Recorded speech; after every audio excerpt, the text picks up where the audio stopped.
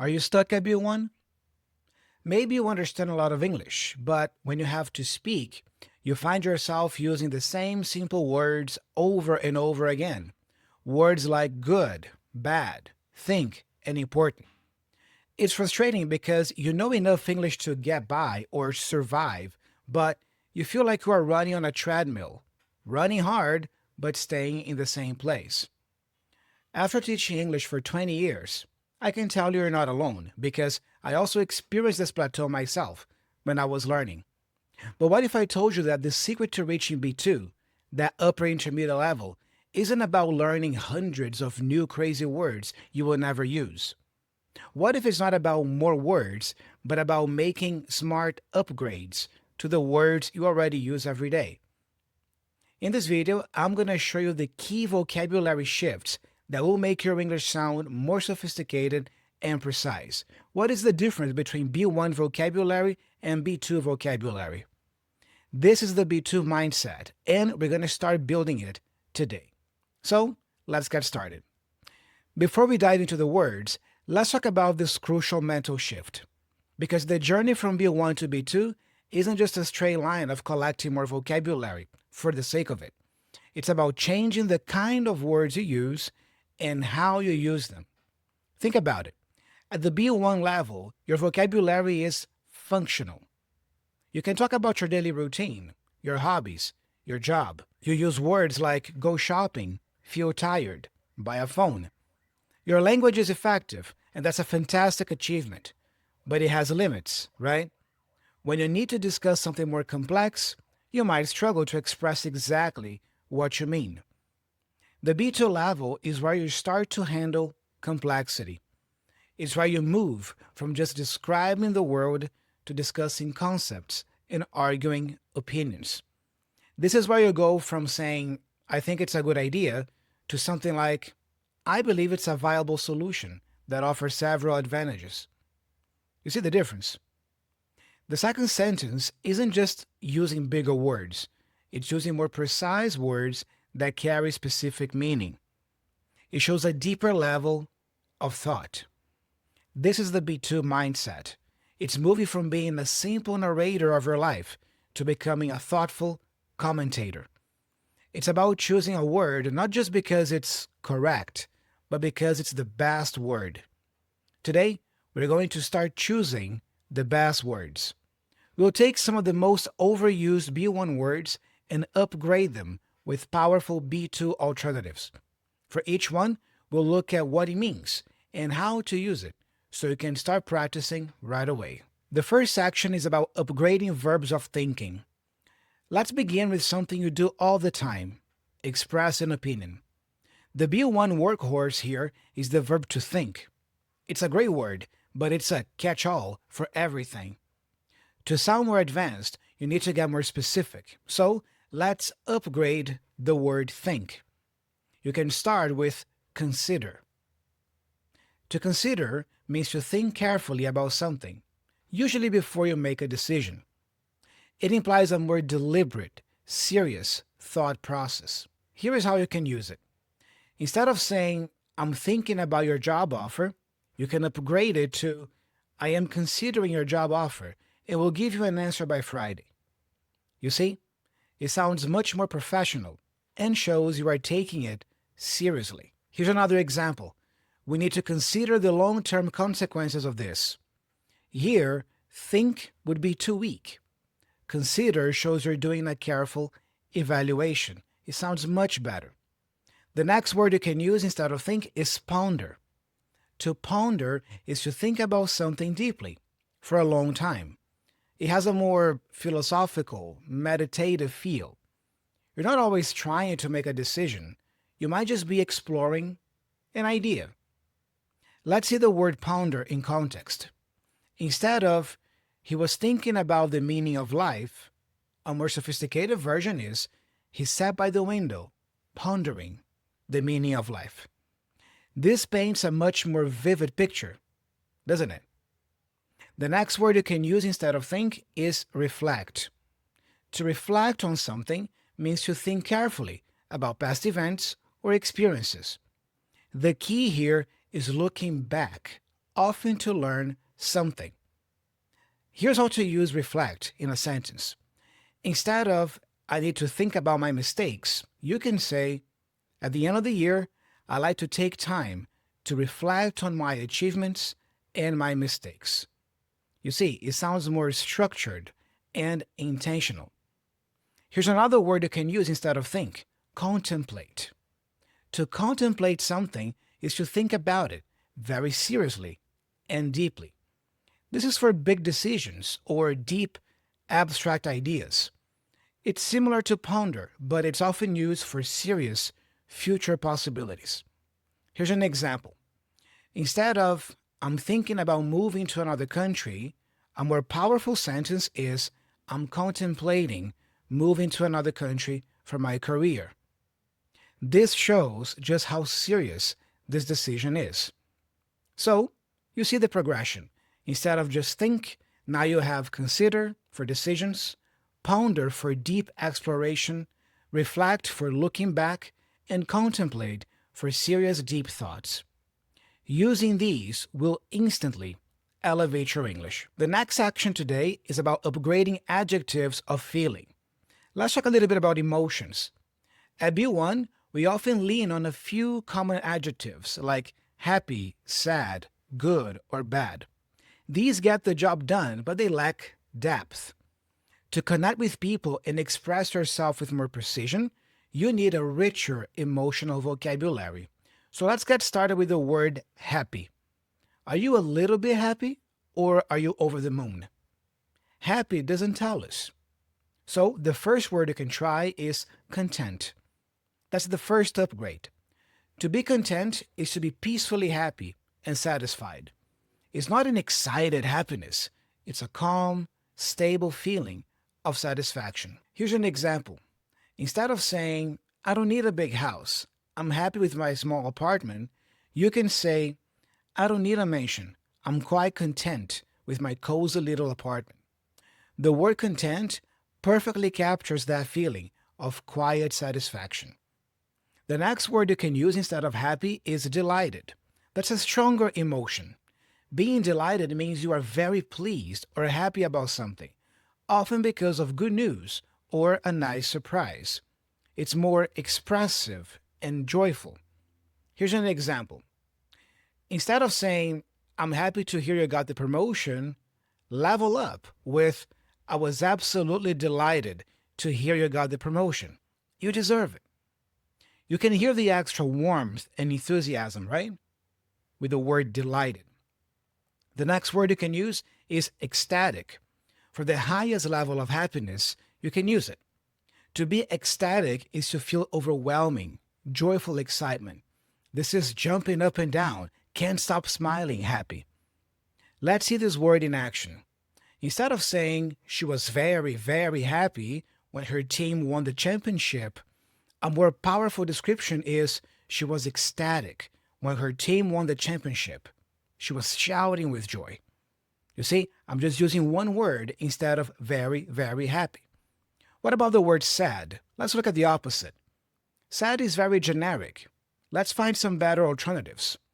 The first one could be disheartened. To be disheartened means you've lost confidence or determination because of a disappointment or setback. For example, instead of saying he was sad after his project was rejected, you could say he was disheartened after putting so much work into a project that was ultimately rejected. This connects the sadness directly to the lost effort. Another upgrade word here that you can use is melancholy. Melancholy is a feeling of thoughtful sadness, often with no obvious cause. It's a quieter, more poetic kind of sadness. Here's an example where you can use melancholy. Instead of saying, the rainy day made her feel sad, a more literary description would be, the continuous rain filled her with a sense of melancholy. By upgrading from happy and sad, you can paint a much clearer picture of your emotional state. You see, these words are more precise when it comes to expressing your feelings. The next section is about upgrading adjectives of description. One of the biggest signs of a B1 speaker is overusing simple adjectives like good, bad, big, small, and interesting. These words are so broad, they don't mean much. To sound more analytical, you need adjectives that give more specific information. So let's look at some alternatives for good. What does good really mean? A good movie, a good employee. Let's try to be more precise here. One word you can use instead is satisfactory. Something that is satisfactory is good enough. It meets the standard, but doesn't go above and beyond. It's a neutral, often formal term. Here's an example. Instead of saying, your work is good, which is very vague feedback, a manager might say, your performance this quarter was satisfactory. This means you did your job, but didn't do anything extraordinary. Here's another possible word you can use, commendable. On the positive side, we have this word, commendable. It's an action that deserves praise. It's not just good, it's admirable, often because it involves effort or morality. Let's see this word, commendable, in context. Instead of saying, it was good that she helped the homeless, you could say, her dedication to helping the homeless is truly commendable. This elevates her actions from just good to something worthy of praise. Another word you can use instead of good is exceptional. That's the highest level of good. Something that is exceptional is outstanding and far above the average. Let me give an example. Instead of saying she's a very good student, you can highlight her talent by saying she's an exceptional student who consistently ranks at the top of her class. Now let's look at the opposite, the word bad. That's the flip side. Bad is just as vague as good. So one word you can use instead is substandard. If something's substandard, it means that it's below the required standard. It's a formal objective way of saying something is poor quality. For example, instead of the work he did was bad, a more professional critique would be the report was returned because the quality of the research was substandard. What about this next word? Detrimental. That's a great word, detrimental. Something that is detrimental is harmful or damaging. It causes negative consequences. Here's how to use it in context. Instead of saying lack of sleep is bad for your health, a stronger statement is a consistent lack of sleep can be detrimental to your physical and mental health. There's another one that you can use, appalling. Appalling. For a very strong emotional reaction to something bad, you can use this word. Appalling means shocking and very, very bad. It expresses horror or moral outrage. Here's an example. Instead of saying the conditions in the factory were very bad, you can convey more shock by saying the documentary revealed the appalling working conditions in the factory. You see, just by swapping out good and bad for these alternatives, your descriptive abilities will skyrocket. The next section is about upgrading core action verbs. Some of the most common words in English are verbs like get, make, and do. B1 learners rely on them a lot. B2 learners, however, find more specific, powerful verbs. First, let's talk a little bit about do and make. That's a classic pair. B2 is about moving beyond them to find more descriptive verbs. So for example, how can you move from do to specific verbs? Well, instead of do a presentation, you can say I have to deliver a presentation. Instead of do an experiment, you can say the scientists will conduct an experiment. Instead of do a project, a more professional option is we are going to undertake a new project. To undertake something means to commit to a task, especially a large or difficult one. What about the verb make? How can you be more specific when it comes to the verb make? Well, instead of make a plan, you can say we need to devise a plan. To devise means to invent a plan, usually using your intelligence. Instead of make a building, you could say they will construct a new office building. Instead of make a document, you can say I need to generate a report. Now let's look at the verb get a little bit. The verb get is maybe the most overused and most popular verb in informal English. But as a B2 learner, it's important that you know other alternatives. So, how can you move from get to more specific verbs? Instead of get a job, you could say, I managed to secure a job or obtain a position. To secure something means you succeeded in getting it, especially when it was difficult. Instead of get tired, you can say, I am becoming tired or I am starting to feel fatigued. Instead of get an email, you can say, I received an email. Instead of get to the office, you can say, I arrived at the office. Another great word is acquire. This means to buy or obtain something. It's often used in business. For example, the museum was proud to acquire a rare painting. Notice that the verb get is quite popular in conversation and it's used all the time. You have to use it and you have to know it. But our point here in this video is moving to more advanced, more formal and sophisticated variations because that's the key of a B2 learner. A B2 learner is able to use the casual, informal type of English that is seen every day in conversation, but is also able to level up the vocabulary when needed. By actively replacing these simple verbs, you show a greater command of the English language. All right, we are halfway through and we've already covered a huge number of B2 upgrades. Look, I know it's a lot of information and you might be worried about forgetting it all, but don't be, because I have put everything together, all these B1 words and B2 upgrades, their definitions, and the examples into a simple PDF guide for you. And it's free to download. I'm going to leave the link here in the description of the video. Make sure to download your free PDF so you can have these upgrades and this list of words as a reference for future studies. The next section is about words of importance and necessity. How do you say something is important? The B1 default is, of course, the word important. But how important is it? B2 vocabulary lets you specify the degree of importance. For example, how can you upgrade important? Well, you can use significant. Significant means important enough to be worthy of attention or to have a noticeable effect. Here's an example. Instead of saying there was an important increase in sales last month, you could say there was a significant increase in sales last month. Another word you can use instead of important is crucial. Crucial means decisive or critical for the success or failure of something. If something is crucial, without it, things will go wrong. I use this word all the time here in my videos. Here's how to use it. It's important to submit the report on time. That's fine, but you can upgrade that to it is crucial that you submit the report on time. Otherwise, we will lose the client. Another great word you can use instead is vital. That's another upgrade to the word important. Vital means absolutely necessary or essential. It comes from the Latin word vita, which means life. If something is vital, you can't function without it. Here's an example. Water is important for survival.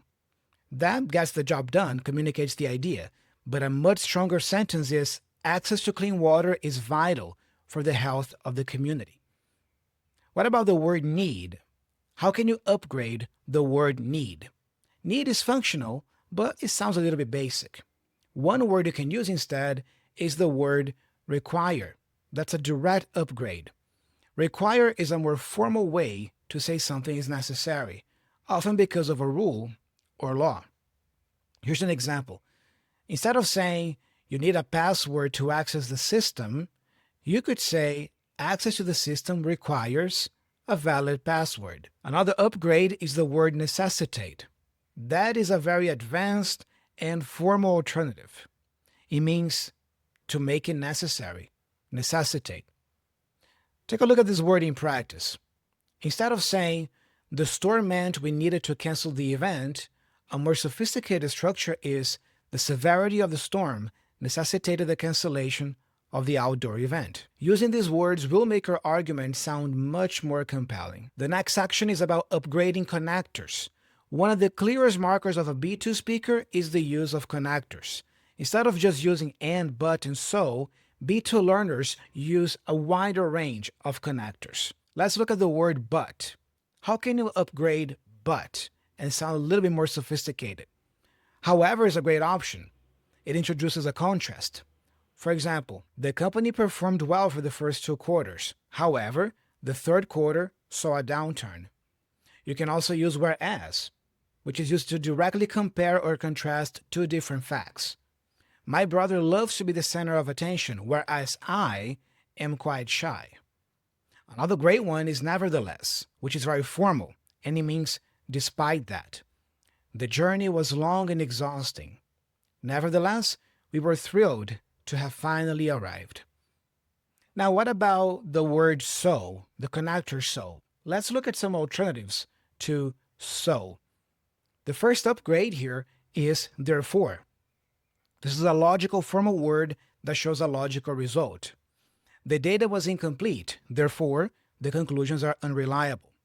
Another great one is consequently, which also means as a result and emphasizes the effect.